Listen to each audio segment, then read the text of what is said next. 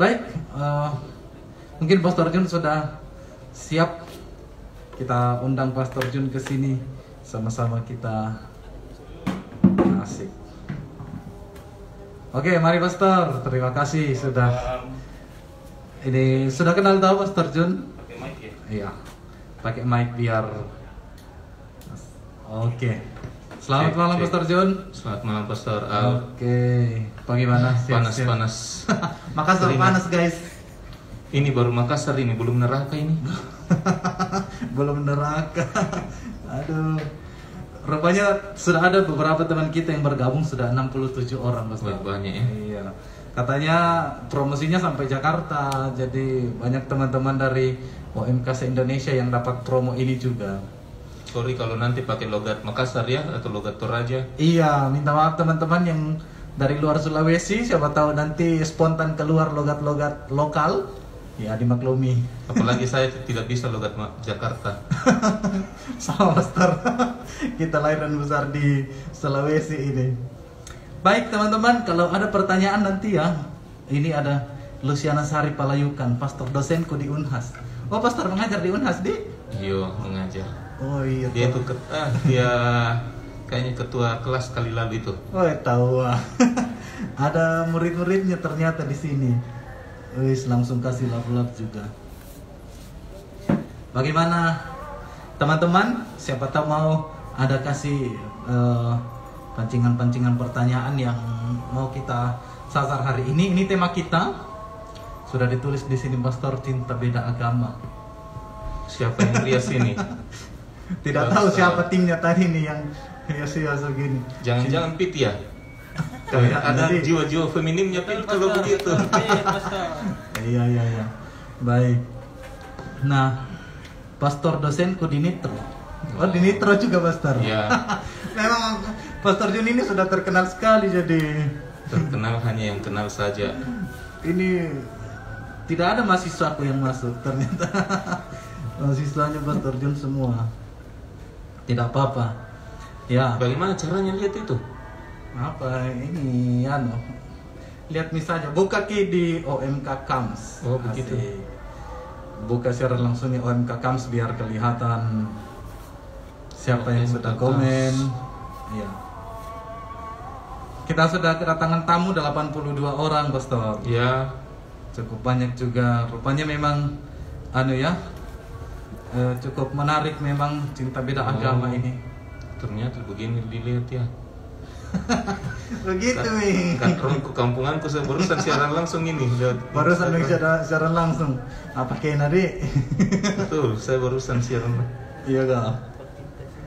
Kalau cinta beda gereja, ada katanya cinta beda gereja, nanti boleh kita bahas-bahas. Oh, iya. Bagaimana caranya mencatat yang pertanyaan-pertanyaan itu supaya kita bisa Nanti bahas mungkin nanti. bisa tim yang salam buat pastoral dari Ibu Kori. Oh, ada dari Ibu Kori. Ibu Kori di mana nih?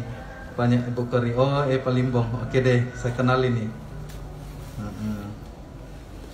Pastor nanti jalan-jalan di Tamalate, Stikes. Pastor Al saya mahasiswa. Oh, banyak sekali komen. Bagaimana mau dijawab, Di? Tidak bisa semua, Di? Iya. Ya. Nanti tim yang akan mencatat.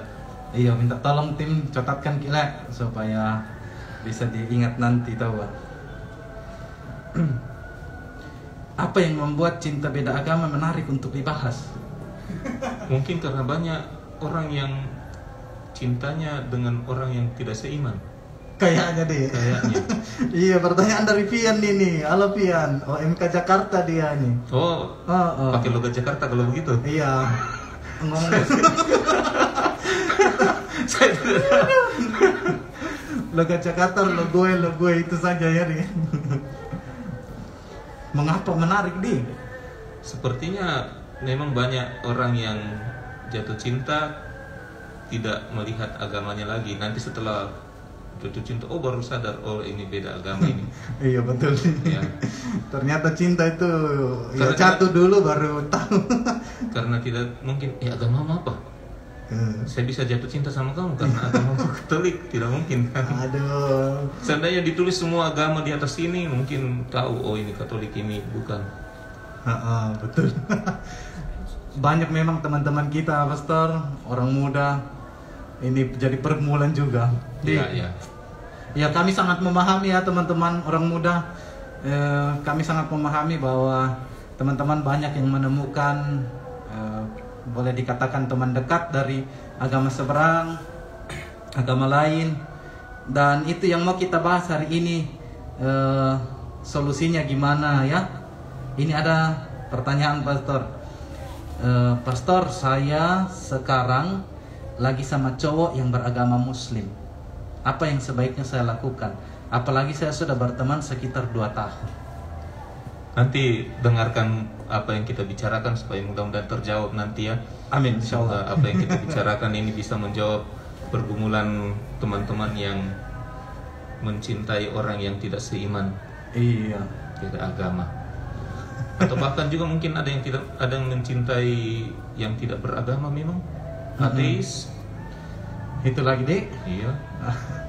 Atau ada yang jatuh cinta sama hantu. Apa agamanya hantu? Ada filmnya itu tuh?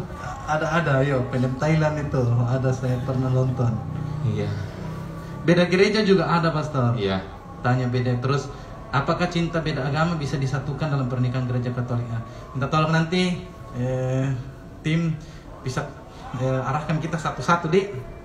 Coba kita bahas satu-satu. Atau bagaimana, Pastor Dik? Boleh, ya. Itu sudah banyak pertanyaan dan mudah-mudahan apa yang kita jawab nanti, apa yang kita bicarakan nanti bisa menjawab. Betul, iya betul, Pastor. Oke. Ternyata ada juga dari Kutai Timur, dari mana ini? Kalau yang jatuh cinta sama yang agnostik. Ada dong juga di. Sama agnostik. Oke. Semoga nanti kita bisa jawab semua ya. Mungkin bisa kita jawab satu-satu di Pastor atau dulu. Kita bicara dulu. Iya. Mudah-mudahan apa yang kita nanti teman-teman bisa mendengarkan, siapa tahu dari penjelasan kita hari ini sudah ada yang terjawab dengan sendirinya. Mungkin kita mulai dari pandangan gereja, Pastor Di. Oke, boleh. Iya. Jadi teman-teman ini mengenai cinta beda agama kan nanti ujung-ujungnya kita akan berbicara soal perkawinan juga ke depan toh. Jadi ya beberapa semester kita pelajari dulu. Ya. Dan juga dalam prakteknya. Praktek perkawinan? Bukan, Pastor. Dalam praktek pastoral langsung. Jadi dalam praktek pastoral kita bertemu dengan banyak kasus. Banyak kasus perkawinan dan memang banyak ditemukan di kalangan anak muda, termasuk juga orang-orang yang sudah menikah, beberapa keluarga yang tidak seiman dengan agama. Betul, kawin beda agama, beda gereja itu istilahnya Pastor Ri dalam hukum gereja. Oke, teman-teman, mungkin kita bisa bagi-bagikan ilmu yang sudah kita pelajari soal ini cinta beda agama yang ujung-ujungnya nanti mengarah ke bisa ndak ya hidup dalam perkawinan kalau berbeda agama atau berbeda keyakinan. Baik, Pastor, ayo bisa jelaskan sedikit, Pastor nih. Nanti saya tambahkan juga kalau seharusnya kita tanya jawab ini ya. Tanya jawab. Ya. Oke. Jadi hostnya sekaligus pemana? Pastor Jun host, saya juga pemateri atau sebaliknya ya. Nanti kita saling tanggapi karena memang berbicara tentang cinta beda agama, ujung-ujungnya nanti akan terkait dengan perkawinan. Betul. Boleh tidak? Ya. Dalam gereja Katolik menikah yang tidak dengan orang Katolik. Iya. Pasti akan pertanyaannya ke situ kan. Kalau pacaran beda agama silahkan, tapi nanti masalahnya kan nanti ke perkawinan. Iya, betul. Nah, bagaimana perkawinan gereja Katolik? Mungkin itu harus mulai dari situ. Perkawinan gereja Katolik itu bagaimana? Iya. Ya, yang kita pelajari dulu, Pastor, kan sangat diharapkan orang-orang muda kita ini itu diarahkan untuk mencari yang seiman dulu. Ya. Ya. Perkawinan itu memang harus campur, perkawinan campur. Ya, kan? Betul. Harus campur laki-laki dengan perempuan. Tidak boleh laki-laki dengan laki-laki. Ya. Atau perempuan dengan perempuan. Maka sampai sekarang itu gereja Katolik tidak menerima perkawinan LGBTQ sejenis. Oh ya. Ya, LGBT. Tidak boleh sejenis, harus campur laki-laki dan Perempuan. Iya. Maka harus seorang laki-laki dengan seorang perempuan. Tidak boleh seorang laki-laki dengan seorang laki-laki, atau seorang perempuan dengan perempuan, atau seorang laki-laki dengan dua orang perempuan, itu tidak boleh. Ya, atau seorang perempuan dengan dua orang laki-laki. Laki. Poligami atau poliandri itu tidak diterima. Jadi dalam gereja Katolik harus seorang laki-laki dan seorang perempuan. Sungguh deh. Iya, harus sejati. Laki-laki asli dan perempuan asli, Bukan palsu. bukan palsu. Ya, Karena banyak sekarang kan dari Thailand banyak juga yang palsu ya, betul. antara laki-laki atau perempuan Terkenal palsu. itu. Ya, Maka kalau misalnya ada seorang laki-laki, misalnya namanya Tono, pergi ke Thailand, kemudian operasi menjadi Tini, ketemu sama Pit misalnya, Pit yang mana nih dulu ya? Nggak tahu ya, kita nggak tahu. ini nama samaran Betul, saja. nama samaran. Namanya Pit. Pit ketemu dengan Tini yang awalnya adalah Tono, maka mereka dalam gereja Katolik tidak boleh, karena Tini adalah awalnya Tono. Ya, Jadi Tini transgender ya. perempuan jadi-jadian, bukan asli. Tidak asli. Demikian sebaliknya. Betul. Maka perkawinan Katolik harus seorang laki-laki dan seorang perempuan di hadapan dua orang saksi dan di hadapan pejabat gereja. Iya, imam atau Imam, diakonde, ya. Pejabat gereja bisa imam, biasa uskup. Kalau tidak salah pastor, kalau tidak salah ingat ya, ini mengenai hakikat perkawinan kanon 1055 kalau tidak salah. Wih, saya sudah lupa. Ada ini kita punya kanon Ya. sebenarnya. Punya buku ini namanya kitab undang-undangnya gereja Katolik, kitab hukum kanonik. Ya, membahas mengenai peraturan-peraturan gereja Ya. Katolik, salah satunya mengenai perkawinan. Perkawinan itu ada di 1055 mungkin. 1055 ya. Ya. 1055 judul ke-7 dari bab 3. Nah, mengenai perkawinan campur juga ada satu bab khusus, itu di kanon Di atasnya. Di atasnya ya, kanon di Ya, atasnya. kanon setelahnya. Di bab 6 perkawinan campur mulai dari kanon 1124. 1124. Oke. Ini yang saya kuliah dulu mati-matian pastor ini. Ya. Nah, karena perkawinan gereja Katolik itu yang tadi itu harus seorang laki-laki, seorang perempuan, di hadapan dua orang saksi, tambah seorang imam, maka itu perkawinan yang minimal yang diakui, paling tidak ada 5 orang itu yang hadir ya. Jadi minimal 5 orang sebenarnya Ya, pastor di. minimal. Tidak perlu rame-rame sebenarnya. Ya, lima supaya orang. diekspos juga kalau ada. Betul. Banyak saksinya. Ya, banyak saksinya supaya tidak ada lagi yang ngambil kalau sudah ditahu kan. Betul. Iya. Nah, itu perkawinan Katolik, tetapi supaya perkawinan Katolik itu bisa langgeng, karena perkawinan ini bukan sekedar 1-2 Hari atau 1 tahun 2 tahun, tetapi selamanya. Betul. Maka perkawinan itu mulai dari ketika seorang laki-laki dan seorang perempuan mengungkapkan janji Ya. kesepakatan sampai salah seorang atau keduanya meninggal. Ya. Jadi Sampai bukan maut memisahkan. bukan sekedar main-main. Tidak ada kan namanya ya 5 tahun saja kita kawin, tidak ada. Ya. Atau 7 tahun atau 1 tahun, tidak ada kawin kontrak, tapi sampai seumur hidup. Betul. Nah, itu perkawinan gereja Katolik. Ya. Karena perkawinan ini masalah yang serius, masalah yang sangat kompleks, maka dalam perkawinan itu juga sudah diatur apa-apa yang harus diikuti, apa-apa yang harus dihindari. Salah satu yang harus dihindari adalah Apa itu? Nah, yang satu itu adalah supaya yang seiman. Betul. Jangan sampai tidak seiman bisa semakin memperumit rumah tangga. Betul. Karena yang seiman saja pastor, itu tantangannya banyak. Menurut sharing-sharing teman-teman bukan apalagi kalau berbeda agama pastor di. Yang seiman saja banyak masalahnya. Betul.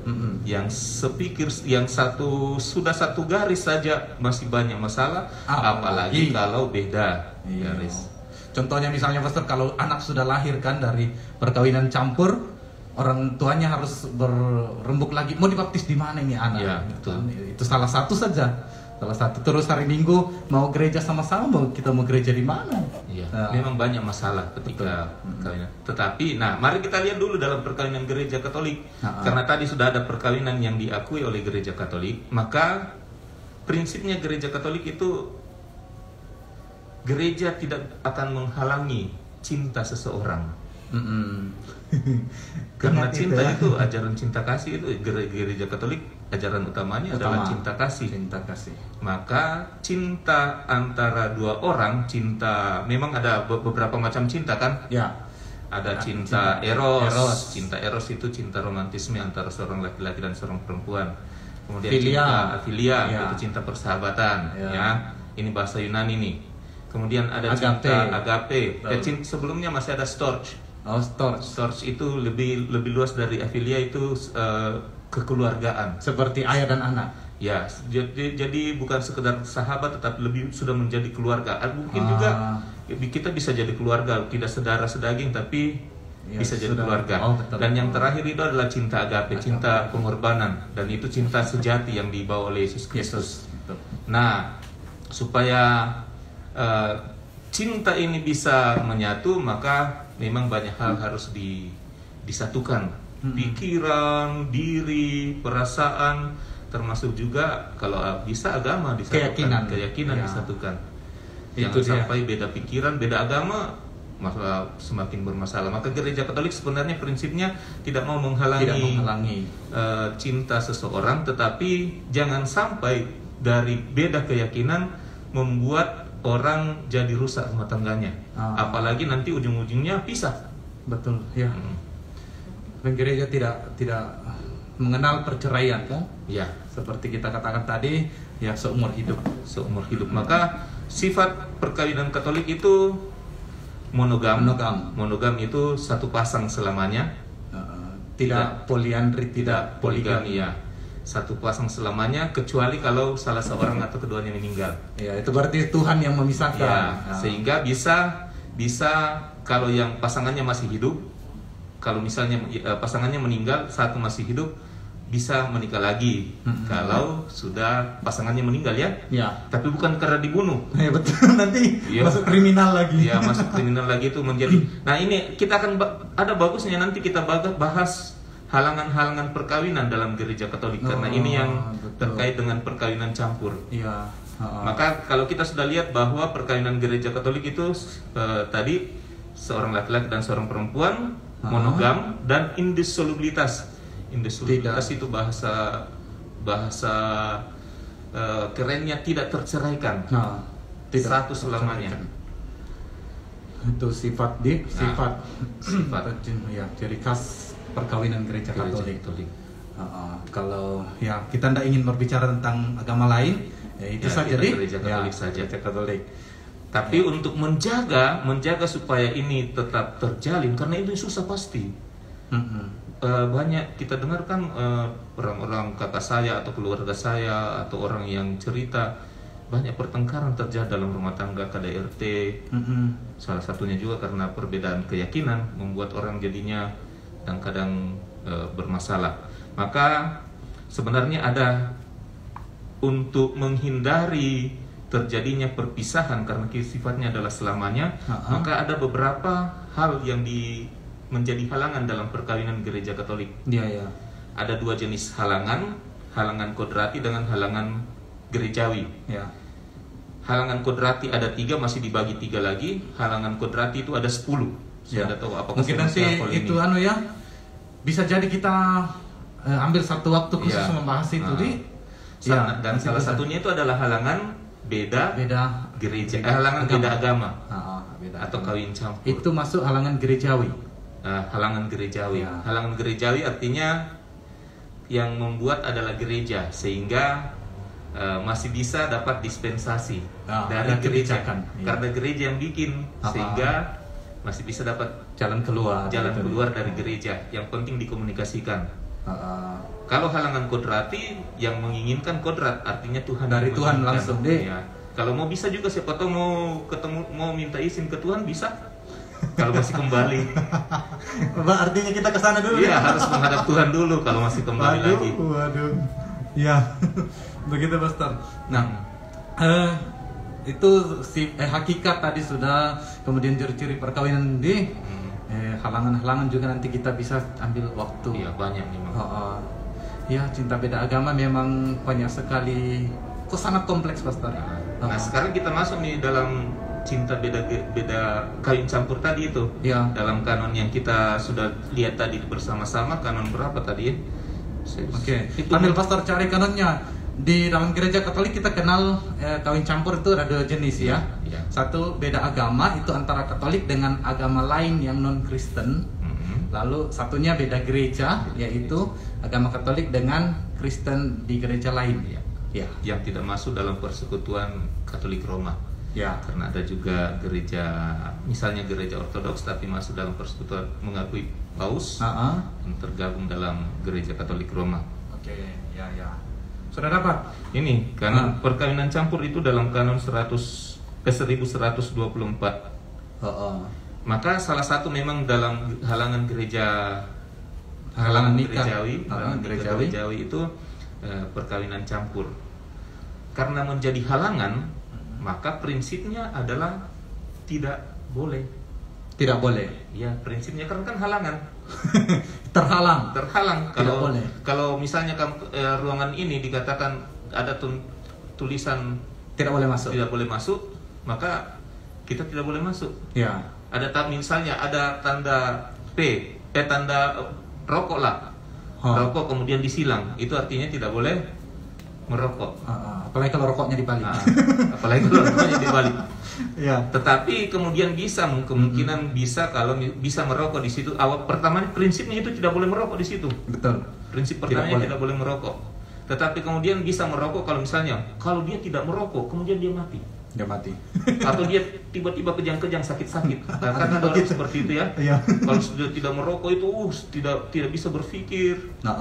Misalnya juga tanda parkiran. Ya, dilarang ada parkir. P kemudian disilang kan, dilarang parkir. Ya.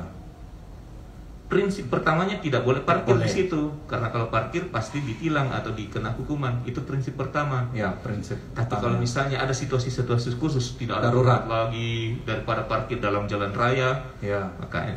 Contohnya kalau pas di tempat itu kempes bannya, yang mau tidak mau turun nih. Parkir situ aja daripada dorong sampai. Jadi karena dalam gereja Katolik sudah diatur di dalam kitab undang-undang bahwa perkawinan beda agama dan beda gereja itu adalah termasuk halangan, maka prinsip pertamanya adalah tidak boleh. Nah, hati-hati. Jadi tidak boleh teman-teman. Sebenarnya prinsip boleh, pertama ya ini prinsip pertama bahwa tidak boleh menikah dengan orang yang beda agama. Prinsip pertamanya. Iya. Ya jadi mikir-mikir. Teman-teman, pasti ada yang sudah sambil senyum-senyum ini. Saya membayangkan teman-teman saya ini ada mahasiswaku yang sedang juga pacaran, pasti sudah senyum-senyum. Aduh, kayaknya berat ini. Ya, karena sekali lagi karena sedangkan satu keyakinan saja banyak masalah, jangan sampai tambah-tambah masalah lagi. Tambah-tambah masalah. Nah, bagaimana? Karena ini halangan gerejawi. Jadi bisa prinsip pertamanya tadi tidak boleh kan?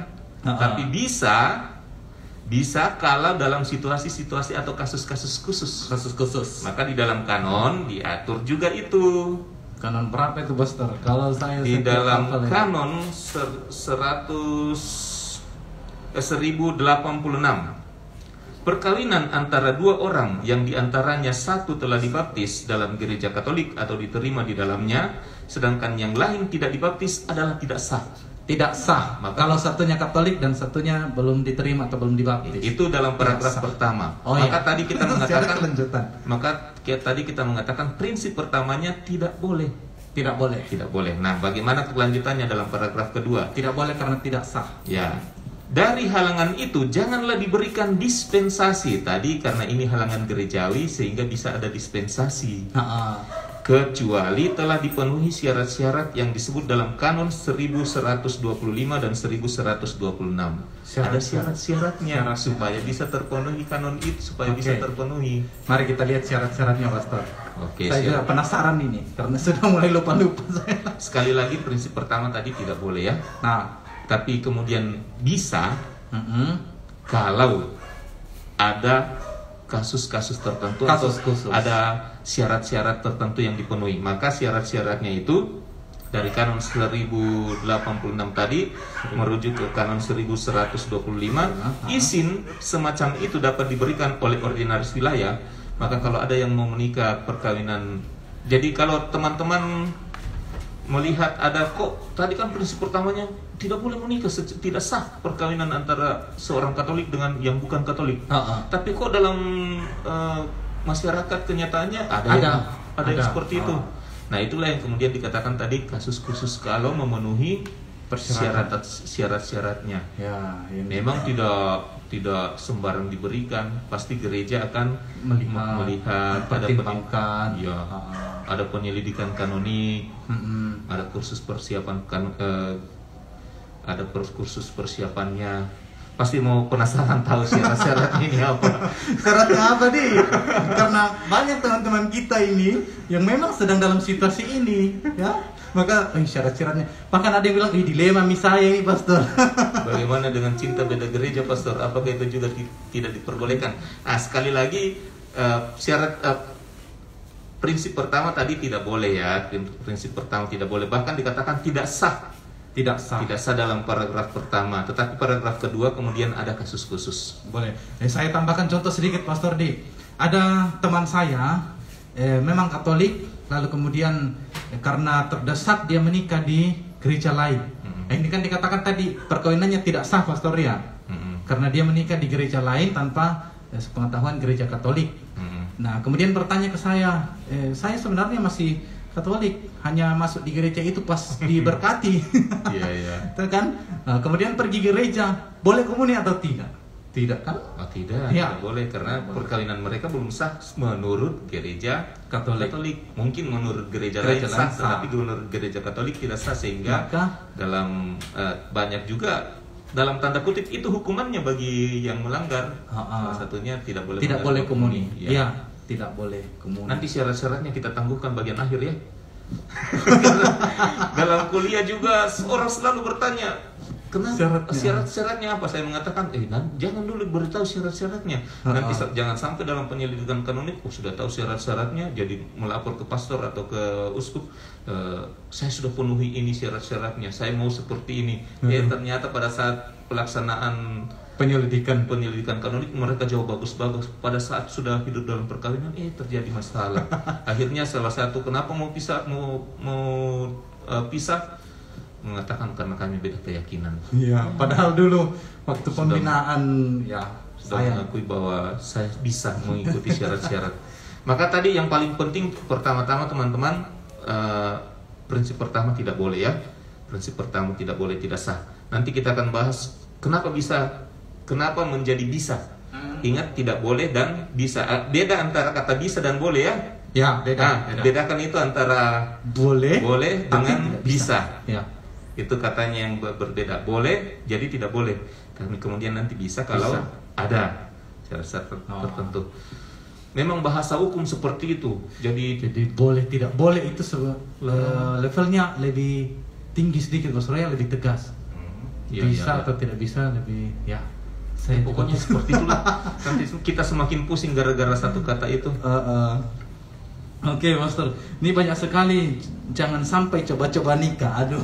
Ya, betul itu, betul. Jangan sampai coba-coba, hanya coba-coba. Ya, coba-coba nikah. Saya jadi ingat iklan coba-coba anak. Aduh. Anak kok dicoba-coba. Buat anak deh. Coba-coba. Mengapa lebih nyaman pacaran dengan beda agama daripada agama sendiri? Ini nyaman sih ya. Ini penting untuk anak OMK dan orang-orang muda yang beragama Katolik. Menurut saya, kenapa itu tadi bagus itu? Kenapa lebih nyaman jatuh cinta pacaran dengan beda agama daripada teman seagama sendiri? Dengan seagama sendiri. Siapa yang bertanya itu? Iya, kita apresiasi Agatha Elmas ini bertanya. Agatha Elmas. Agatha biasa aktif mudah-mudahan aktif di OMK ya.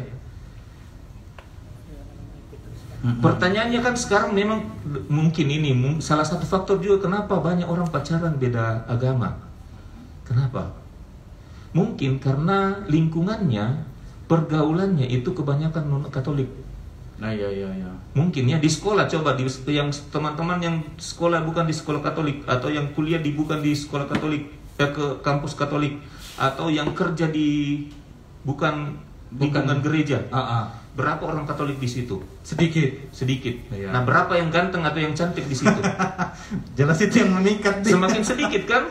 Iya. Yang seiman saja sedikit, yang ganteng, yang cantik Iya. mungkin kurang lagi, yang baik dan yang tulus hatinya mungkin sedikit lagi. Sehingga memang ya akhirnya seleksinya semakin kecil, dan yang mungkin ciri-ciri yang didapatkan kemistrinya didapatkan di orang yang non Katolik. Iya. Mungkin salah satunya begitu. Iya. Karena ini saya biasa mengatakan ke anak OMK dengan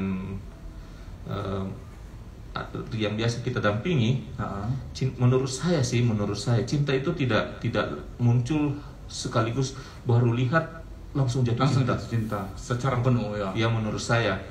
Ya, kalau tertarik mungkin ya, tertarik, tetapi tertarik itu belum sampai pada level cinta menurut saya. Baru suka saja gitu. Ya, kan? baru suka, baru tertarik. Saya lihat mungkin mukanya, gayanya, sifatnya, itu baru tertarik. Tapi bagaimana sampai betul-betul jatuh cinta itu dalam proses. Mungkin lama-lama bersama rasa nyaman ya. Ya mungkin mukanya pas-pasan, rantasa, gondrong. Rantasa itu kotor ya, teman dari luar. Sudah hitam, dekil, hidup lagi. Tapi orangnya baik. Komunikatif, suka membuat nyaman, tertawa, ya, humoris. Akhirnya kan orang jatuh cinta. Betul. Nah, menjadi refleksi bagi anak OMK, bagi orang-orang Katolik yang muda, pergaulannya di mana? Tempat kerjanya di mana? Kampusnya, lingkungannya di mana?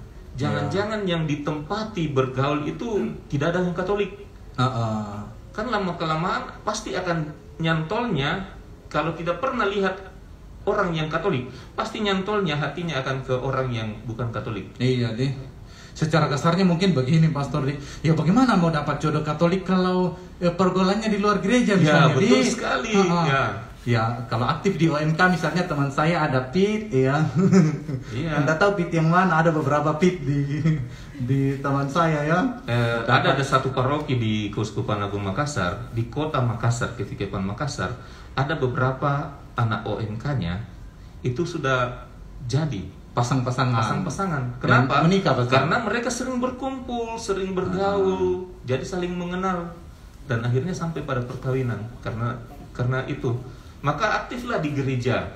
Karena banyak orang Katolik seperti ini, datang ke gereja sudah bacaan, pulang sebelum berkat, atau sebelum lagu penutup, tidak pernah ikut kegiatan di gereja.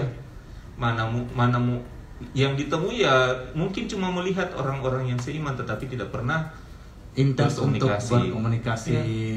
Maka memang salah satu tempat wadah adalah untuk saling. Sebenarnya OMK itu bisa menjadi salah satu untuk mempertemukan orang-orang sehingga mendapat jodoh yang seiman.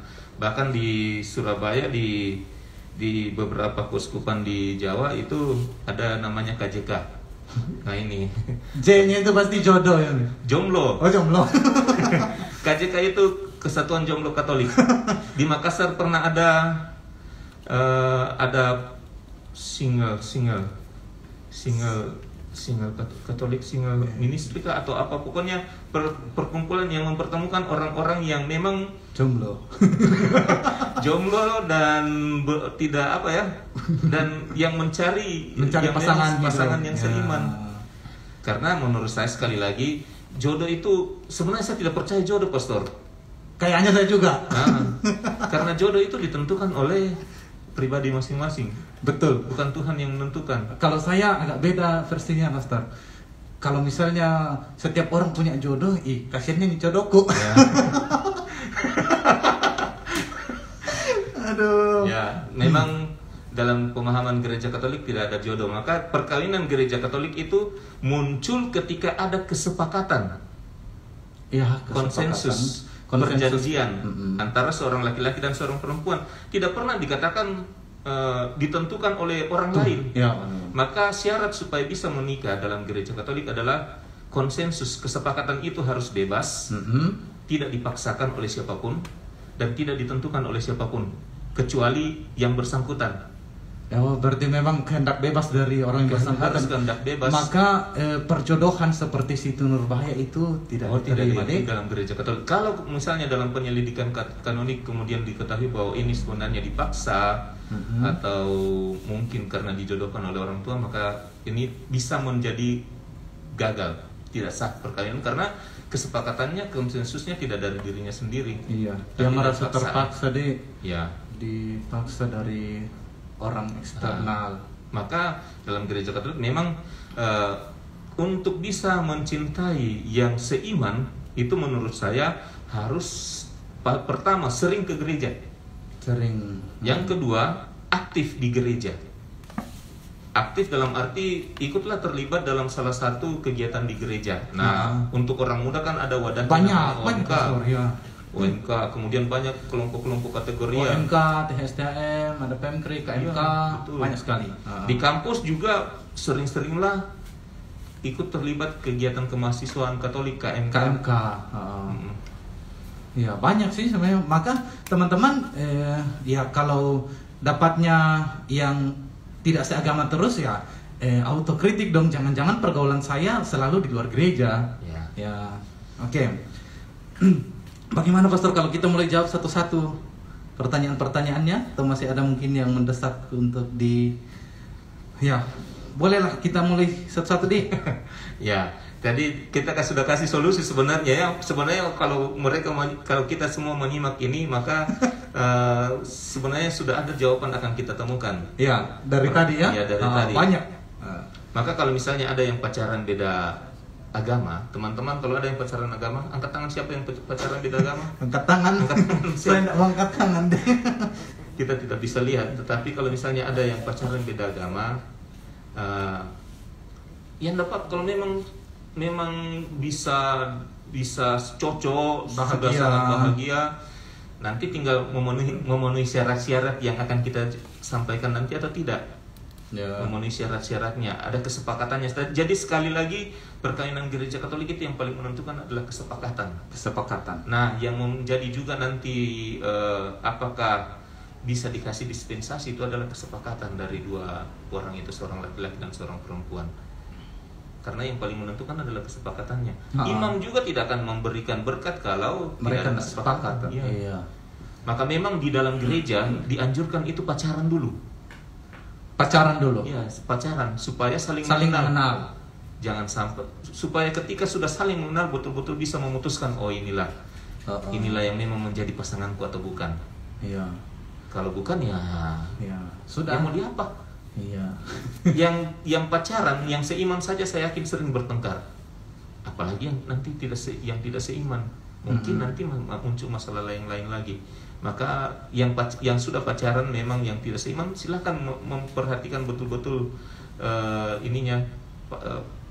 hubungannya, apakah bahagia atau jangan-jangan lebih banyak bertengkarnya. Itu yang masih pacaran saja, apalagi nanti kalau sudah ada anak, sudah tinggal bersama. Betul. Oke. Iya. Apa itu? Oke.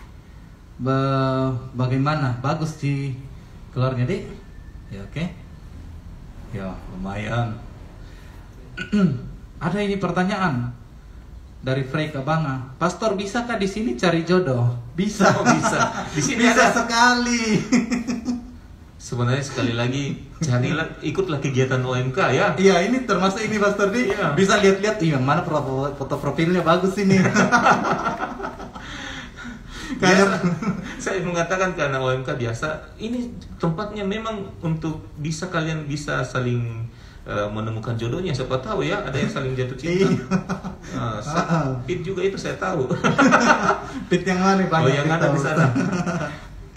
Kalau sudah cinta terus beda agama Pastor bagaimana? Itu tadi ya, cinta itu tidak langsung pas lihat sudah langsung cinta. Nah, kalau memang sudah saling cinta kemudian sudah sangat cocok, ya tinggal apakah nanti memenuhi syarat-syarat untuk mendapat dispensasi perkawinan campur, entah beda agama, entah beda gereja. Jadi prinsip pertama tadi, tidak sah perkawinan antara seorang laki-laki, seorang yang beriman Katolik dengan yang tidak beriman Katolik. Itu prinsip pertama. Tapi kemudian bisa, karena ini halangan gerejawi, jadi bisa kalau ada dispensasi dari ordinaris wilayah. Siapa itu ordinaris wilayah? Ordinaris wilayah itu misalnya fikep. Fikep itu adalah wakil uskup. Sebenarnya ordinaris wilayah yang pertama itu adalah uskup. Nah, betul. Tetapi di wilayah-wilayah tertentu ada wakil uskup yang bisa menjadi penentu juga menjadi ordinaris wilayah. Nah, fikep atau fikjen juga bisa wakil uskup. Pastor paroki bagaimana? Pastor paroki membantu mengurus ya. Nah, maka kalau ada yang misalnya sudah beda agama tadi, kemudian sudah merasa sangat cocok, sesuai sekali, maka ini juga menjadi kelemahan kita orang Katolik, kadang-kadang takut ketemu pastor. Padahal sebenarnya kalau disampaikan ke pastor paroki akan mengupayakan.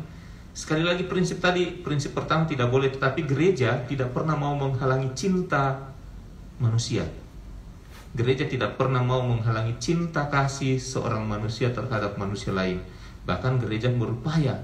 Hanya yang mau dihindari gereja adalah efek nanti kalau misalnya ternyata cinta itu berubah menjadi benci.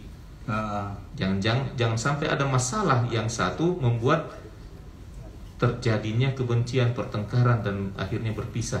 Itu yang mau dihindari gereja, sehingga mau disungguh-sungguh betul dicek dulu apakah betul-betul sudah pasti atau tidak. Maka kalau yang memang sudah niatnya mau sekali, pertama adalah upayakan supaya yang menjadi pasangannya itu ditarik masuk dalam gereja Katolik. Karena kita kan meyakini bahwa iman kita benar. Iman kita menjadi jalan untuk sampai pada keselamatan, masuk surga. Maka kalau memang sayang pasangannya, upayakan pasangannya masuk dalam gereja Katolik. Itu yang paling pertama. Kalau memang tidak mau sekali dan memang meyakini bahwa gerejanya itu paling jangan kalau sudah memang menjadi masalah, ya mungkin bisa. Tapi kalau memang masih komunikasinya masih bagus, berupaya berkomunikasi dengan cara yang baik, ini mungkin pasangannya memang cocok dipertahankan. Karena komunikasinya selalu berupaya berkomunikasi dengan baik, maka itu nanti kita harus bisa komunikasikan. Pertama-tama hubungi pastor paroki. Pastor paroki akan mengupayakan untuk mendapat dispensasi dari ordinaris wilayah, entah fikep, entah fikjen, atau langsung Bapak Uskup. Tapi sekali lagi ada syarat-syarat yang harus dipenuhi. Maka kalau yang paling bagus ideal memang adalah seiman, tetapi seiman saja masih banyak masalah, apalagi kalau beda iman. Yang kedua, hindari untuk mencari pasangan yang tidak seiman. Tetapi kalau memang sudah nyantol, ya mau diapa, cari dulu yang seiman ya. Banyak kalau kita yang jomblo. Iya. Maka kalau sudah nyantol, sudah sangat cocok, pertama-tama upayakan supaya masuk dalam gereja Katolik. Tapi kalau memang tidak bisa dan masih komunikasi masih bagus, dan kita tidak bahagia menjalani, orangnya baik, sopan, tidak sombong, rajin menabung. Penting juga itu. Penting. Dipertahankan memang sangat ideal, tidak pernah marah-marah. Tidak pernah main pukul, ya mungkin itu bisa dipertahankan. Tetapi sekali lagi kalau memang dia tidak mau masuk gereja Katolik, nah langkah terakhir yang ditempuh adalah dispensasi. Tapi jangan sampai kita yang pindah agama meninggalkan iman kita. Langkah terakhir, Pastor ya. Itu jadi dispensasi ini sebenarnya langkah terakhir. Kalau sudah tidak ada solusi lain lagi. Artinya kalau masih bisa putus, jangan dulu langkah terakhir. Iya, daripada kita pindah agama. Iya, atau kita tersiksa dalam perkawinan yang tidak bahagia. Betul juga. Saya setuju itu, soalnya ada anak binaan saya, Pastor, yang baru putus karena beda agama, kasihan. Dan sering bertengkar mungkin. Memang pasangannya tahu yang kemudian pergi. Itu juga saya heran, kadang-kadang teman-teman OMK kita memang sukanya cari yang di luar, padahal banyak juga sih yang jomblo, kenapa tidak aku? Ya betul. Sebenarnya kalau saya pribadi, memang saya ada keluarga saya yang akhirnya menikah beda gereja. beda agama. Oh, beda agama. Beda agama. Karena tapi saya harus lihat juga. Saya sudah teliti bahwa memang pasangannya meskipun tidak Katolik, setelah memenuhi syarat-syarat dan dia tahu syarat-syarat itu, diberitahukan syarat-syarat itu dan ia mengiyakan, bahkan ditandatangani bahwa dia memenuhi dia mengetahui perkawinan gereja Katolik, dia memenuhi syarat-syarat yang mengakui dan memenuhi syarat-syarat dalam perkawinan gereja Katolik, akhirnya bisa. Dan bahkan kemudian keluarga saya itu mengatakan, oh memang saya bersyukur dapat pasangan ini karena orangnya, bukan karena agamanya ya, karena orangnya seperti ini. Dia. Iya. Maka langkah pertama kalau memang ada beda agama, pertama upayakan masuk gereja Katolik. Tapi kalau memang tidak mampu, lihat dulu orangnya, jangan sampai sudah beda agama, ternyata tidak kasar, tidak bisa diajak komunikasi, selalu marah-marah, tidak bahagia ya. Bukan kebahagiaan yang didapat, tetapi penderitaan. Selama masih pacaran masih bisa diputus, Pastor ya. Selama masih pacaran. Iya, jangan sampai sudah menikah baru menyesal. Ini Pastor ada yang katakan kalau beda gereja gimana? Karena sempat terpikir yang penting sama-sama percaya Tuhan Yesus. Aduh. Ini juga sedangkan sama saja, sedangkan kita sudah satu agama banyak masalah, bisa juga muncul masalah beda gereja. Bukan soal percaya pada Tuhan Yesusnya, tapi nanti kan satu gereja Protestan, satu gereja Katolik, maka tetap diatur. Hanya kalau misalnya beda agama itu harus ada dispensasi itu semacam apa ya? Izin bukan sekedar izin, tetapi kalau beda gereja itu yang izin. Mungkin kita jelaskan lagi itu Pastor Di. Iya, bedanya kalau beda agama itu harus dapat dispensasi. Disparitas kultus. Apa kalau dispensasi ya? Bahasa kerennya dispensasi apa ya? Apa Di? Bisa dibilang izin, tetapi lebih tinggi nih tarafnya daripada izin. Kalau beda gereja, ini yang dapat izin. Mixta religia. Jadi lebih kepada izin, hanya lebih tarafnya lebih rendah. Jadi kemungkinan kalau misalnya beda gereja itu kemungkinan untuk mendapat izin dari ordinaris wilayah itu lebih mudah dibanding beda agama. Maka syarat-syaratnya memang harus banyak dipenuhi. Mungkin kayaknya banyak yang bertanya syarat-syaratnya apa ya?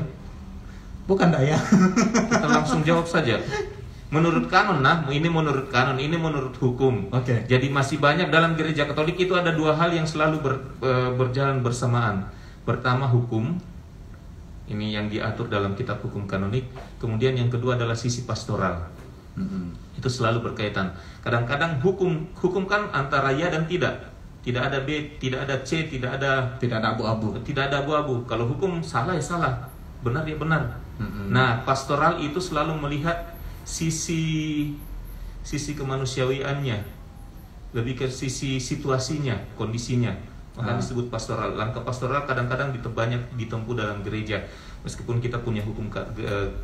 Tapi pastoral pasti tidak akan pernah melabrak, tidak pernah bertentangan dengan kitab hukum kanonik.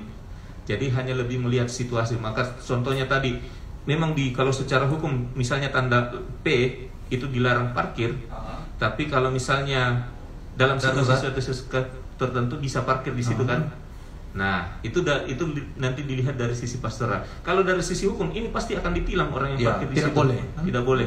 Tapi dalam situasi tertentu ternyata bisa karena sisi pastoralnya, sisi kemanusiaannya. Ini yang dimaksud tadi boleh dan bisa Pastor. Ya. Maka syarat-syaratnya saya bacakan saja ya. Baik, bisa pasang telinga baik-baik. Ya. Oke. Pastor, bagaimana solusinya untuk mereka yang trauma pacaran dengan yang satu agama dan lebih nyaman dengan yang beda agama? Oke, nanti kita akan jawab itu ya. Ini dulu sedikit tadi ya. Izin itu yang diberikan kecuali izin semacam itu, izin maksudnya untuk bisa mendapat baik dispensasi disparitas kultus atau mixta religia, itu beda gereja.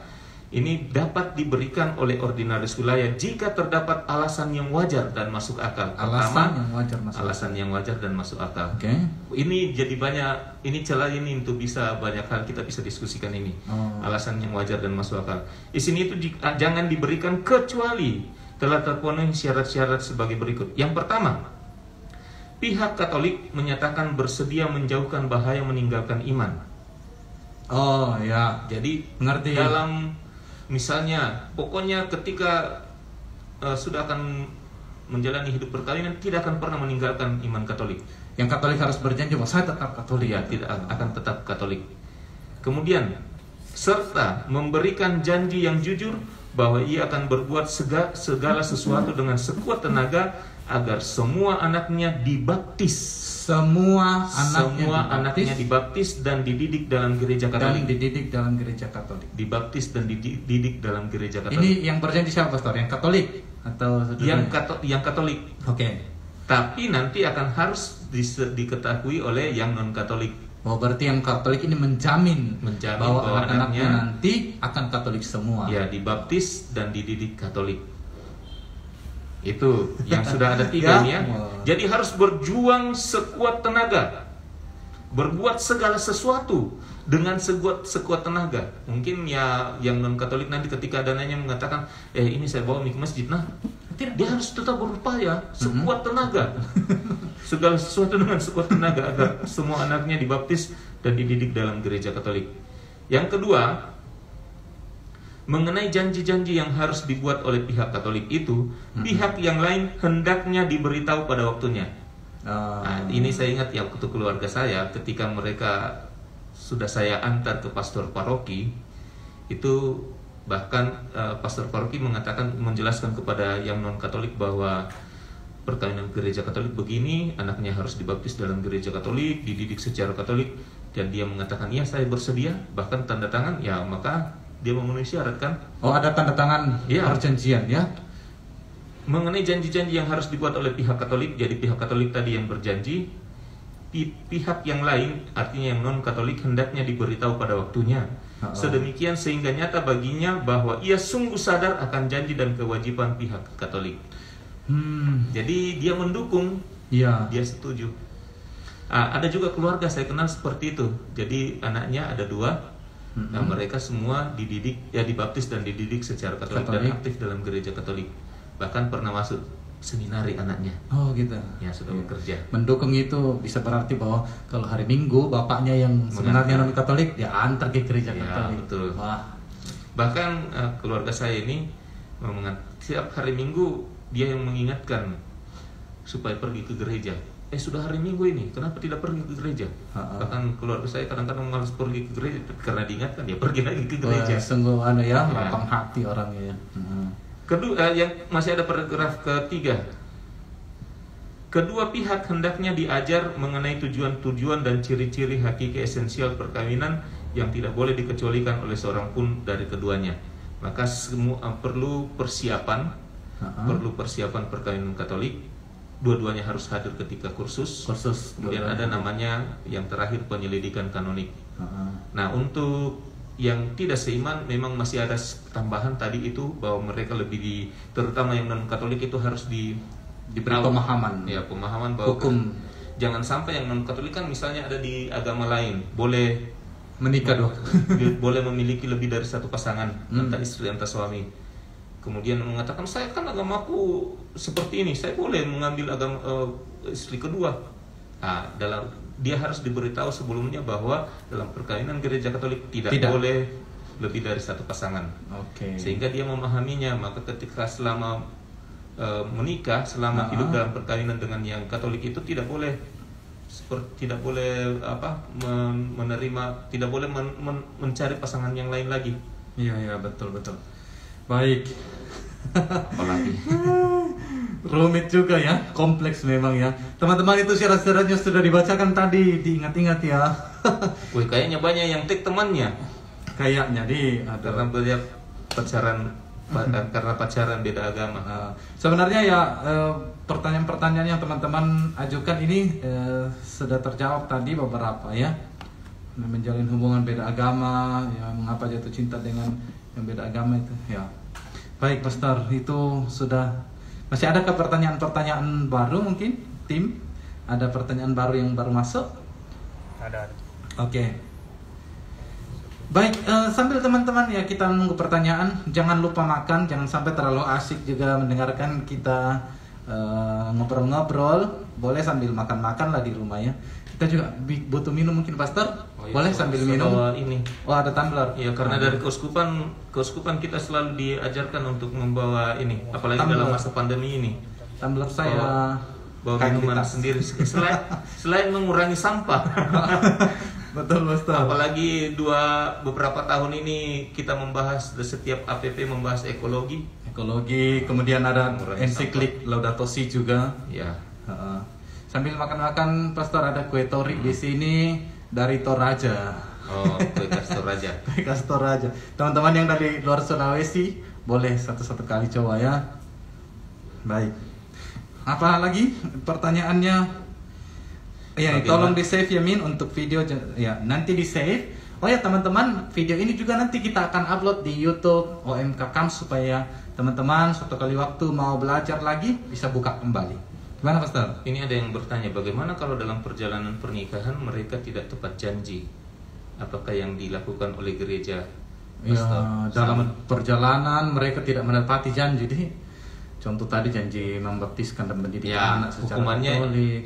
selalu kalau ada pelanggaran pasti ada hukuman kan? Ha-ha. Ada hukuman, maka nanti hukumannya itu pasti akan ada. Entah hukuman dari hukuman, ya banyak macam jenis-jenis hukuman sih. Salah satunya adalah bahwa tidak ada mendapat pelayanan sakramen dan sakramentali dalam gereja. Itu hukuman yang paling banyak terjadi selama ini. Tidak mendapat pelayanan sakramen dan sakramentali kalau memang sudah sangat melanggar. Tapi gereja sebenarnya tidak enak itu menghukum. Maka selalu diupayakan tinjauan pastoral. Gereja selalu mengupayakan tinjauan pastoral. Hanya memang kadang-kadang kita takut ketemu pihak gereja. Apakah mukanya pastor ini menyeramkan semua sampai sudah banyak masalah muncul, tetapi masih belum menghadap ke gereja. Akhirnya karena dibiarkan begitu saja, lama-kelamaan semakin besar masalahnya. Waduh. Ini lagi Pastor, ada juga yang siapa ini? Katanya aktif di OMK, tapi dipanggilnya Om karena sudah beda generasi Pastor. OMK-nya SMP SMA, lalu dia sudah lumayan mungkin ya. Dipanggilnya Om. Ini sudah masuk sesi pastoral OMK. Maka memang kalau dalam pembinaan OMK perlu penjenjangan. Ada 4 jenjang. Pertama remaja, kemudian taruna, madya dan karya.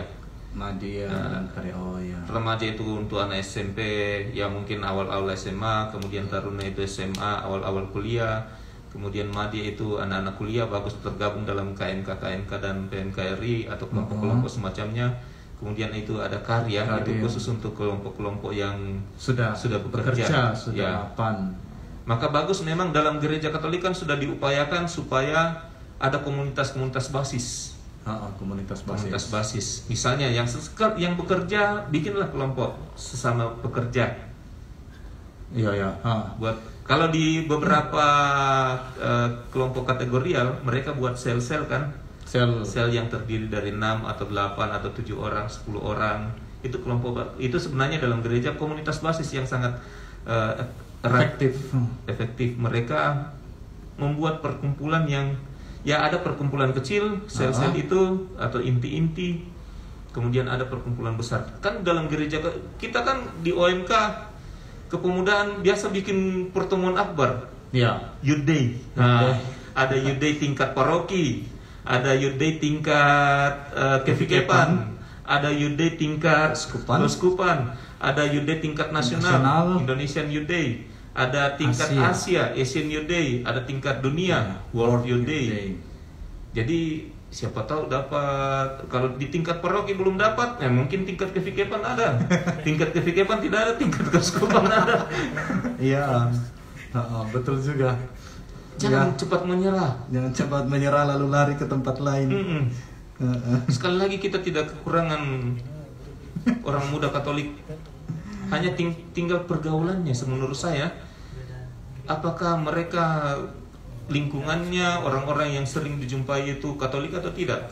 Menurut saya sih kadang-kadang karena lingkungan kita mayoritas non Katolik sehingga yang kita jatuhi cinta itu adalah yang non Katolik. Karena mayoritas ya lebih sering ditemui. Saya yakin kalau sering aktif di kegiatan-kegiatan gereja, pasti yang banyak yang dijatuhi cintanya juga pasti adalah yang Katolik. Iya. Karena ada pepatah Jawa itu, Pastor, cinta bersemi karena cinta itu dari mata turun ke itu hati. Apa bahasa Jawanya deh? Cinta karena sering bertemu. Saya tidak tahu bahasa Jawa juga. Tapi intinya begitu, cinta tumbuh karena sering bertemu. Ya, betul. Ya kadang-kadang saya berpikir begini, kadang-kadang kan ada, minta maaf ya, ada kadang-kadang yang tidak terlalu good looking lah, mungkin tidak, itu saya bilang perantasa, tidak merawat diri, tetapi tetap ada pacarnya, tetap ada suaminya atau istrinya. Kenapa? Karena sering komunikasi. Sering bertemu. Yang paling penting adalah chemistry-nya. Chemistry-nya dapat ya, chemistry lagi. Rumit juga ya ternyata, intinya cari pasangan yang seiman. Dengar nih nasihat kita, teman kita Patricia. Patricia bilang intinya cari pasangan yang seiman. Betul juga. Ya, siapa tahu rajin-rajin ke gereja, siapa tahu ada jomblo. Banyak jomblo. Tapi jangan sekedar jomblo, jangan cari yang single, boleh jomblo ya. Yang jomblo beda, Pastor. Beda. Kalau single itu pilihan hidup, jomblo itu nasib. Nasib. Saya sudah memahami itu. Awalnya rencana menikah dua, agama Kristen dan Katolik, tapi nyatanya tidak jadi menikah dari pihak Katolik karena banyak halangan dari pihak pastoral. Jadi menikah dua gereja memang nggak bisa ya, Pastor. Ya itu tadi ya. Menikah dua gereja, maksudnya menikah dua gereja itu? Ini dalam sebenarnya perkawinan perkawinan campur itu kemudian jadi bisa dalam gereja Katolik kan bisa ya. Sekali lagi prinsip pertama adalah upayakan menikah dengan yang seiman. Karena yang seiman saja masih banyak masalah, apalagi yang tidak seiman. Tetapi kalau kemudian cocok dengan yang tidak seiman, kemudian bisa kalau ada dispensasi dari ordinasi raya gereja Katolik. Itu. Nah, bagaimana supaya bisa mendapat dispensasi? Itu tadi sudah dibacakan syarat-syaratnya. Pertama itu harus dia harus berjanji bahwa tidak akan meninggalkan iman. Nah, kemudian yang kedua, dengan seluruh dan sekuat tenaga mengupayakan anaknya dibaptis dan dididik secara Katolik. Dan yang ketiga, bahwa pasangannya itu harus diberitahu bahwa ini perkawinan gereja Katolik dan dia setuju dengan perkawinan itu, bukan dipaksa, tetapi dia dari dirinya sendiri harus mau. Nah, bagaimana kalau sudah sepakat semuanya ini baru melangkah ke berikutnya. Akhirnya dalam gereja Katolik kan memang bisa perkawinan satu-satu, itu yang biasa disebut perkawinan campur. Perkawinan campur satu tetap agama Katolik, satu non Katolik. Itu kemudian menjadi bisa, tapi sekali lagi tidak boleh sebenarnya. Tetapi bisa kalau ada dispensasi dengan syarat-syarat tadi. Ketika sudah sepakat, gereja sudah memberikan dispensasi, akhirnya menjadi bisa. Dan ada juga tata caranya. Kalau misalnya perkawinan yang satu-satu itu tidak ada perayaan Ekaristi. Tidak ada perayaan Ekaristi, Pastor. Tidak ada perayaan Ekaristi. Jadi yang diterima betul-betul peneguhan, penerimaan pemberkatan perkawinan. Jadi memang masih ada, mungkin ini agak susah dipahami. Kalau yang seiman dengan yang Katolik dengan Katolik itu disebut sakramen perkawinan. Kemudian nanti kalau yang dengan non Katolik satu-satu itu hanya lebih pada pemberkatan. Jadi yang paling penting kan dalam perkawinan itu adalah kesepakatan. Jadi sekali lagi kesepakatan. Pas mengucapkan janji itu, saya memilih engkau, gitu ya. Saya masih hafal janji perkawinan. Hafal, Pastor? Saya hafal. Saya juga. Tapi janji Muhammad saya tidak tahu. Itu lagi, Pastor. Tapi janji intinya kita tahu maknanya. Ya, ini makanya yang membuat perkawinan gereja Katolik itu adalah kesepakatannya, dan kesepakatan itu diucapkan dalam rumusan janji. Janjinya seperti ini, misalnya saya memilih engkau Bece menjadi istri saya Saya bersedia menjadi suami yang baik dalam suka maupun duka, dalam untung maupun malang, di waktu sehat maupun sakit. Dan saya bersedia menjadi bapa yang baik bagi anak-anak yang dipercayakan Tuhan kepada kita. Demikianlah janji saya di hadapan imam dan Injil suci ini. Janji perkawinan saya hafal. Janji imamat, Pastor. Ada. Masalahnya imamat panjang sekali, Pastor. Janji imamat kan intinya setia kepada uskup. Itu janji imamat ya. Karena kalau kita proyek tidak mengucapkan kaul. Nanti ini bagus juga dibahas. Ya, bagus dibahas mengenai sakramen imamat juga satu kali ya. Oh, bisa, Pastor. Banyak juga teman-teman kita yang tidak tahu apa itu projo, apa itu kongregasi. Ya. Oke. Dibalas dengan becek. Becek janjinya juga persis sama. Maka itu yang membuat terjadinya perkawinan. Jadi mungkin beda agama, tetapi bisa hidup dalam perkawinan kalau ini memenuhi kesepakatan itu. Yang paling memenuhi.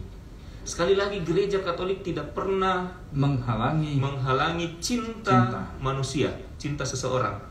Bahkan mengupayakan terjadinya cinta kasih antara seorang dengan seorang yang lain. Tapi gereja berupaya meminimalisir adanya perbedaan-perbedaan yang membuat nanti orang menjadi rusak hubungannya. Ya. Maka itulah banyak diatur dalam kitab-kitab ini, hukum kanonik, supaya menghindari terjadinya perbedaan-perbedaan dan membuat orang menjadi berpisah atau bertengkar dan lain sebagainya. Karena gereja mau terjadinya persekutuan. Itu yang diupayakan. Karena orang mau membangun perkawinan itu supaya terjadi persekutuan. Jangan sampai dalam perkawinan menjadi bukan mendapatkan kebahagiaan, tetapi mendapatkan penderitaan. Oke. Ya, intinya itu teman-teman ya, gereja tidak menghalangi, tapi selalu diupayakan. Ya, Pastor, ada ini satu pertanyaan, mungkin juga teman-teman alami. Ada Fitri Palunan, mohon dijawab, Pastor. Baik. Ya, minta maaf tidak semua memang pertanyaan kita baca karena sudah sangat banyak. Tapi ini yang baru masuk. Saat nikah mengikuti nikah secara Islam. Apa? Saat nikah dia ikut nikah Islam.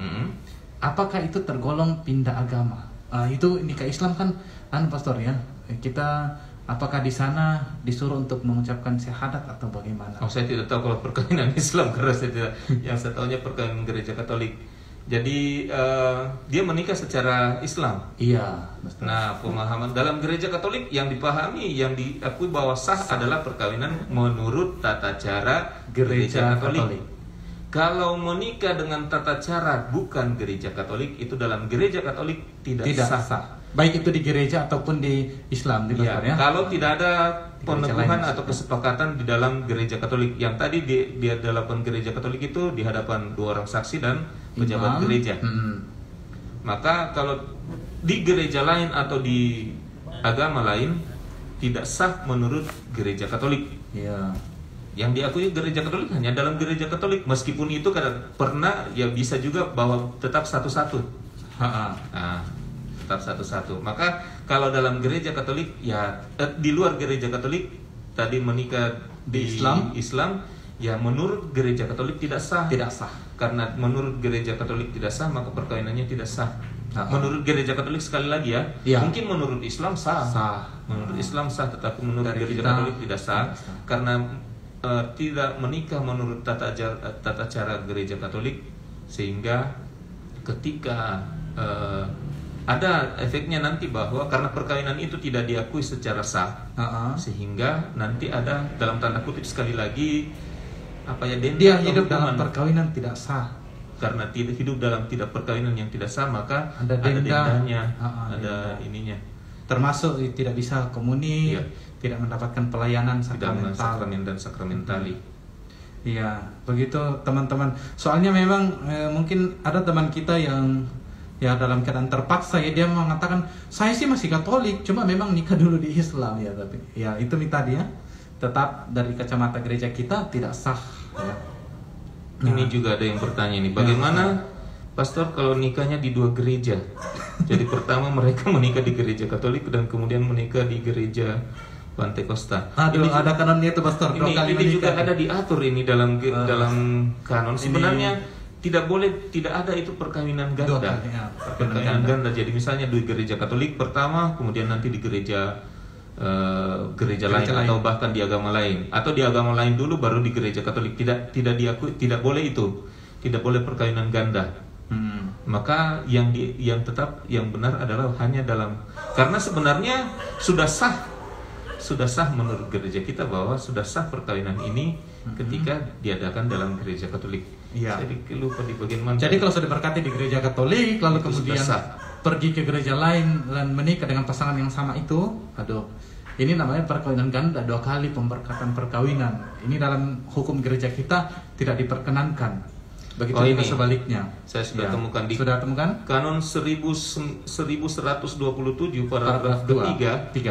Dilarang baik sebelum maupun sesudah perayaan kanonik menurut norma 1, yaitu tadi perkawinan beda agama atau beda gereja, perkawinan campur karena sudah bisa, maka dilarang baik sebelum maupun sesudah perayaan kanonik mengadakan perayaan keagamaan lain bagi perkawinan itu dengan maksud untuk menyatakan atau memperbarui kesepakatan perkawinan. Jadi tidak akan ada lagi bertanya tentang kesepakatan atau janji. Tidak akan ada lagi tuh. Demikian pula jangan mengadakan perayaan keagamaan di mana pelayan Katolik dan pelayan tidak Katolik bersama-sama menanyakan kesepakatan mempelai dengan melakukan ritusnya sendiri-sendiri. Jadi Dalam satu perayaan. Yang pertama tadi, kalau misalnya di agama kita sudah ada kesepakatan sudah ada janji perkawinan mereka ucapkan, maka mungkin di agama lain tidak akan ditanyakan lagi, saudara, bersediakah saudara? Atau dia mengatakan saya memilih engkau menjadi istri saya. Jadi tidak akan ditanyakan lagi itu. Boleh mengadakan ibadat, tetapi ibadat saja atau doa. Jadi mungkin kayak syukuran saja begitu, Pastor. Boleh tetap mengadakan doa, ibadat dengan tata cara agama lain atau gereja lain. Iya, tapi tidak ada ditanyakan lagi soal kesepakatan. Ya, tidak ada lagi kesepakatan. Itu yang pertama tadi, Pastor D. Jadi ya kalaupun ada syukuran saja, tidak ada kesepakatan. Yang kedua, Pastor, dalam satu perayaan, dalam satu perayaan, misalnya pendeta dengan pastor ada dua-dua, kemudian ganti-gantian bertanya kepada dua mempelai itu, maka tidak boleh. Yang harus boleh bertanya adalah hanya Pak Imam, pejabat gereja Katolik. Ini pernah terjadi di Surwako. Oh ya, Pastor. Saya diminta ke sana. Jadi saya dengan pendeta dalam ibadat, memang pendeta yang pimpin ibadat. Kemudian semua pendeta pimpin ibadat dari awal sampai terakhir. Tetapi ketika saya berbicara sebelum ibadat, saya berbicara dengan pendeta mengatakan, bagaimana Pastor kita bagi apa yang kita bagi-bagi ini, bagaimana kita ibadatnya nanti? Saya mengatakan, silahkan pendeta pimpin ibadat dari awal sampai terakhir, silahkan pendeta khotbah, silahkan pendeta menyanyi dan lain sebagainya, doa. Tetapi satu yang tidak boleh diambil, yang harus saya adalah peneguhan perkawinan. Nah, itulah ketika mereka akan mengungkapkan janji kesepakatannya. Jadi itu harus bagian pejabat gereja Katolik. Dapat dulu, Pastor, dapat izin untuk merayakan di luar pernikahan ini. Iya, sudah ada dispensasi itu waktu itu. Diurus langsung ke Fikjen. Dan ada Fikjen mengurus, kemudian memberikan surat delegasi, pastor paroki memberikan delegasi kepada saya untuk memimpin peneguhan perkawinan itu. Jadi tidak ada perayaan Ekaristi, hanya peneguhan ibadatnya dipimpin oleh pendeta, pas peneguhan kesepakatan dipimpin oleh pastor. Memang satunya Katolik, Pastor ya? Satu Katolik, satu agama Pantekosta kalau tidak salah waktu itu. Oke. Soal itu juga, Pastor, mungkin satu kali nanti kita bahas juga soal baptisan, Pastor. Sangat baik. Karena biasa dalam perayaan perkawinan itu ada yang diterima resmi, ada yang dibaptis lagi. Bukan dibaptis lagi sih, tapi memang dibaptis pada saat itu. Nanti kapan-kapan, Pastor, karena hari ini kita tema cinta beda agama dulu. Dan sudah sampai pada perkawinan karena kan ujung-ujungnya nanti akan ke sana. Kita tadi bilang cuma 40 menit atau 30 menit. Soalnya menarik sekali, Pastor, dan saya lihat juga antusiasme dari teman-teman semua dari tadi standby terus. Memang menarik, Pastor, kayaknya tema ini karena banyak teman-teman kita yang mengalami. Ya, mungkin Bisa closing statement Pastor, dari Pastor juga, dari saya juga mungkin nanti. Saya informasikan bahwa kita upayakan setiap Kamis ke depan kita akan mengambil satu tema tertentu untuk kita ngobras bersama, ngobrol asik. Ya. Yang tampil bisa saja mungkin anak OMK, tidak harus pastor. Nanti kami akan gantian ya. Ganti-gantian anak OMK atau pastor lain. Pastor lain. Bisa saya lagi yang jadi host atau Pastor John jadi host. Kami buka pada hari ini sama-sama host, sama-sama pemateri. Ya, bisa closing statement Pastor D. Baik. Orang mencintai, orang mengasihi itu adalah pengalaman manusiawi. Pengalaman manusiawi kita, dan itu sangat sah. Itu pasti dialami oleh orang yang normal. Dan untuk saling, tapi cinta itu tidak cukup untuk membangun persekutuan hidup. Cinta akan menjadi semakin kuat ketika adanya komunikasi, kesepahaman, dan kesepakatan. Oleh karena itu, untuk membangun kehidupan bersama itu perlunya tadi kesepakatan, kesepahaman, dan komunikasi. Perbedaan banyak, sedangkan beda kepribadian, beda watak, beda diri itu sudah menjadi masalah bagi kita, apalagi kalau beda agama. Maka gereja sekali lagi tidak pernah akan berupaya membatasi atau melarang cinta manusia, bahkan selalu gereja berupaya untuk menyatukan manusia. Hanya yang dihindari gereja adalah terjadinya pertengkaran, terjadinya miskomunikasi, gesekan, dan untuk menghindari itu gereja kemudian membuat aturan-aturan. Oleh karena itu, cinta beda agama menjadi halangan dalam perkawinan, menjadi halangan gereja, halangan nikah secara gerejawi. Tetapi kemudian sekali lagi, meskipun orang kemudian bisa beda agama, tapi kemudian ada syarat-syarat yang dipenuhi, bisa menjadi satu ikatan kalau memang kesepakatan, komunikasi, dan semuanya bisa disatukan. Gereja tidak pernah mau memisahkan orang, gereja tidak mau menghalang-halangi cinta manusia, karena itu juga menjadi kodrat kita untuk jatuh cinta kalau normal. Tetapi gereja hanya menghindari terjadinya semakin banyak gesekan, terjadinya semakin banyak kesalahpahaman, terjadinya semakin banyak penderitaan. Karena orang berbeda pendapat itu pasti bisa mengakibatkan penderitaan. Orang berbeda keyakinan juga pasti bisa menimbulkan banyak penderitaan. Demikian. Iya, betul sekali Pastor ya.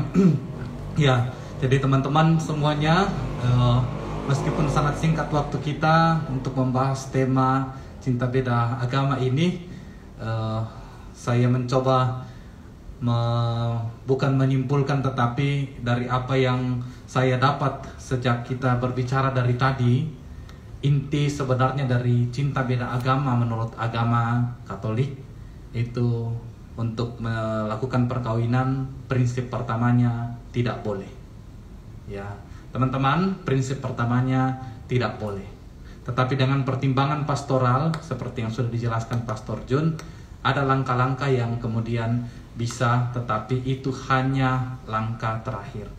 Teman-teman, sebelum langkah terakhir, selagi masih bisa membenahi hubungan-hubungan itu, maka pertimbangkan baik-baik. Perkawinan bukan main-main.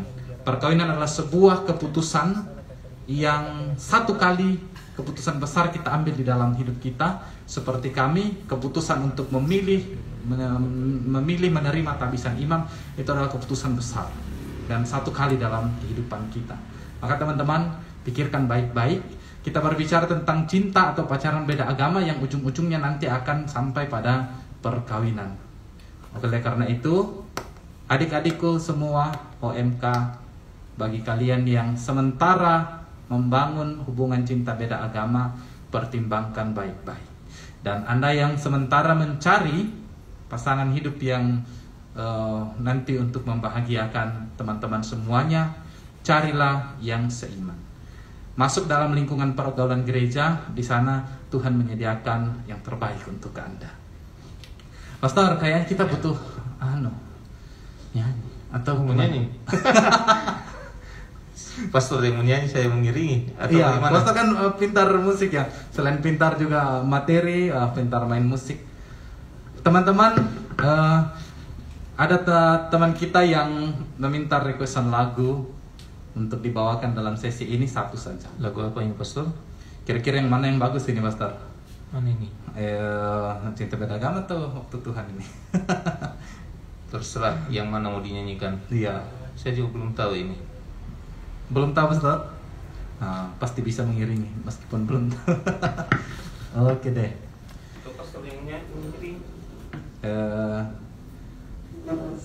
Tidak terlalu lama.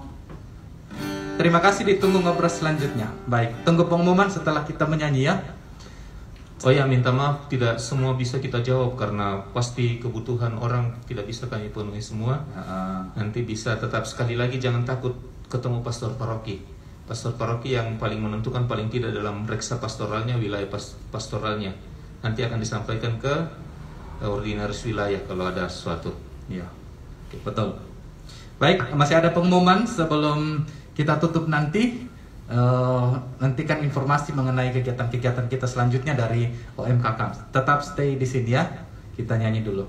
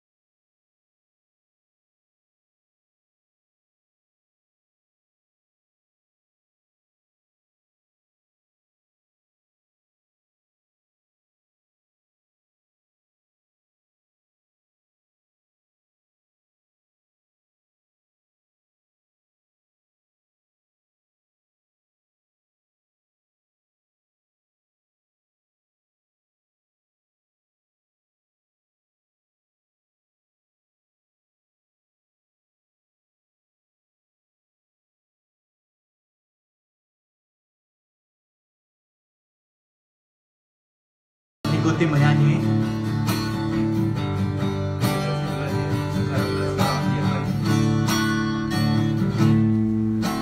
Sekarang dan selamanya, beta yakin cuma Ale yang terbaik, paling terbaik. Cinta su di tengah jalan, sen mungkin beta iri hubungan ini. Nona jantung hati, biar orang terkatung berbeda sayang, tapi beta tetap cinta walau beda agama. Terserah semua mau bilang apa di belakang, beta sang peduli, beta tetap cinta Nona.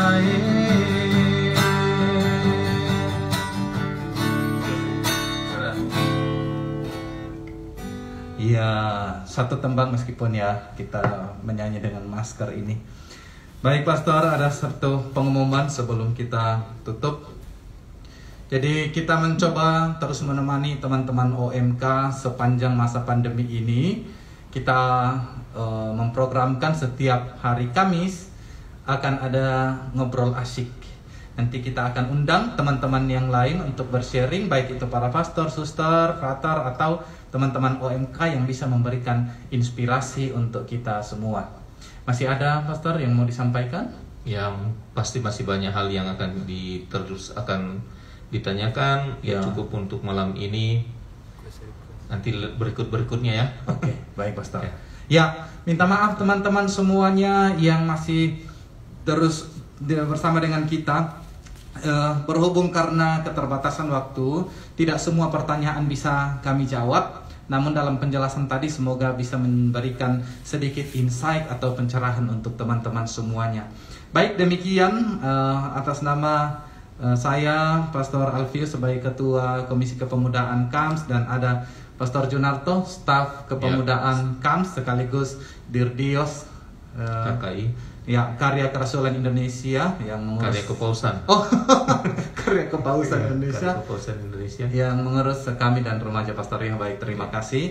Kami berdua dari Komisi Kepemudaan dan ada tim mengucapkan terima kasih banyak atas partisipasi teman-teman semuanya yang sudah aktif bertanya dan menyaksikan serta memberikan respon atas kegiatan kita ini. Terima kasih banyak. Terima kasih kepada panitia juga yang sudah menyiapkan. Sampai ketemu hari Kamis minggu depan. Ya, terima kasih juga Pastor untuk ajakannya, dan sampai jumpa semuanya. Sampai jumpa, dadah teman-teman. Salam OMK. Begini Pastor, salam OMK. Masih ada yang pembina OMK ya? Baik, dadah.